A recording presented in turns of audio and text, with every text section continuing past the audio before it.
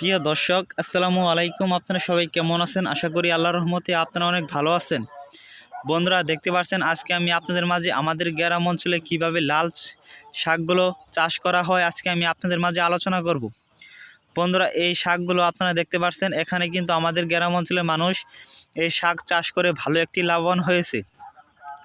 বন্ধুরা, আপনারা কিন্তু অনেকেই আছেন যে আপনারা অনেক মানুষ কৃষিকাজ করতে চান, কিন্তু আপনারা কি রোপণ করবেন বা কি চাষ করবেন আপনারা ভেবে পাচ্ছেন না।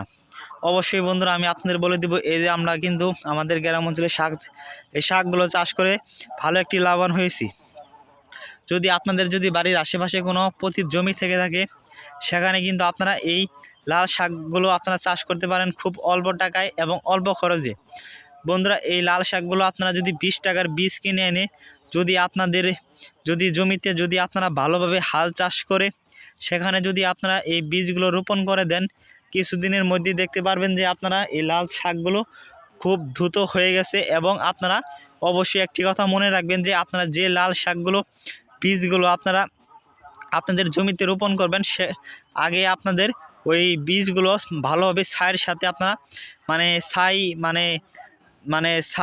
আপনারা জানেন, ছাই অনেকে চেনেন যে হাইশালে ছাইগুলোর সাথে মিশিয়ে আপনারা অবশ্যই আপনাদের জমিতে রোপণ করবেন, তাহলে আপনাদের লাল শাকগুলো অবশ্যই ভালো হবে। এভাবে যদি আপনারা চাষ করেন তাহলে কিন্তু ভালো একটি লাভবান হতে পারেন। বন্ধুরা, আমরা আমাদের গ্রাম অঞ্চলে এভাবে চাষ করে ভালো একটি লাভবান হয়েছি।